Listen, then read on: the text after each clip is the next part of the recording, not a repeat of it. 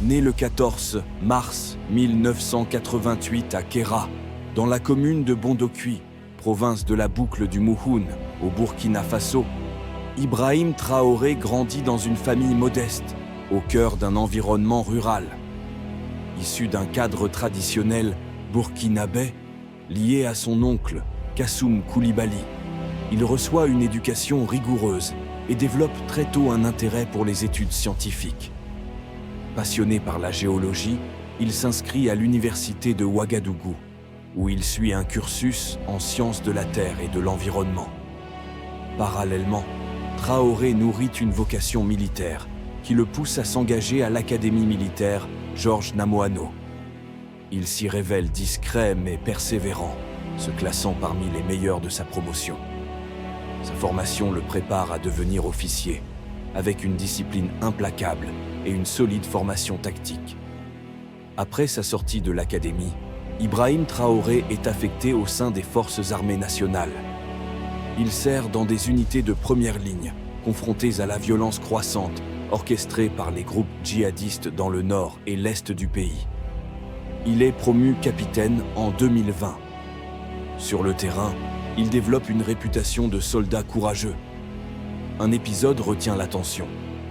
En 2020, alors que la ville de Barçalogo est menacée, il dirige un commando à pied, contournant une route potentiellement minée, pour surprendre les djihadistes et libérer la ville.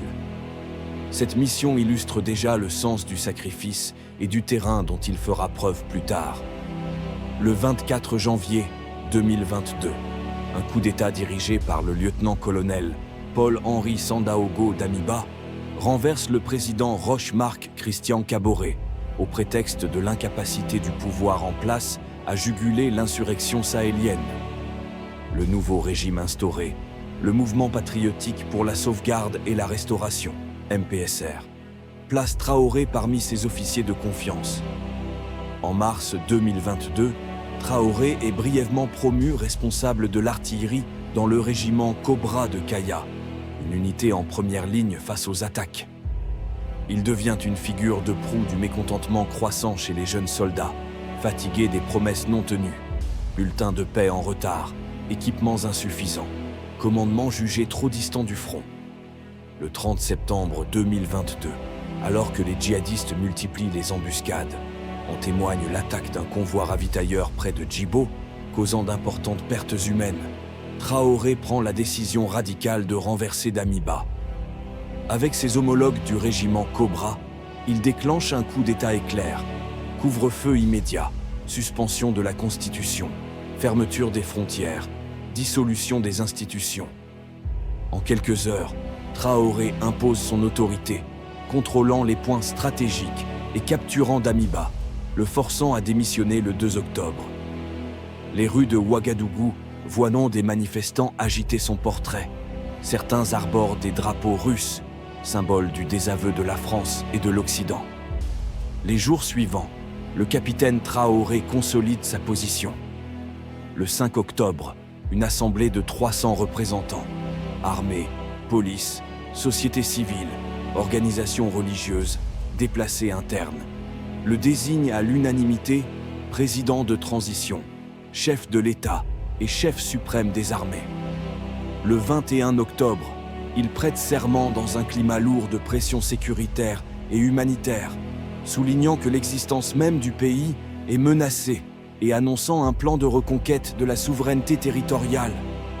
Son âge, 34 ans, en fait à ce moment le plus jeune chef d'État en exercice, ce qui suscite un mélange d'espoir et d'inquiétude.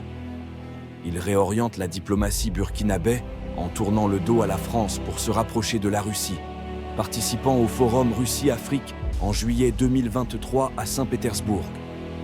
La situation sécuritaire continue pourtant de se dégrader.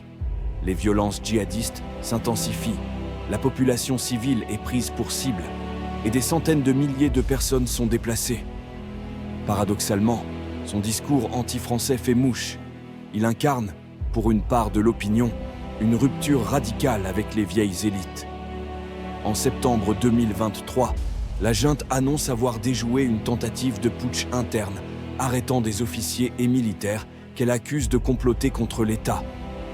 En décembre 2024, pour sceller son contrôle politique, Traoré opère un nouveau coup de force, dissolution du gouvernement et destitution du Premier ministre Apollinaire Joachim Kielem de Tambela.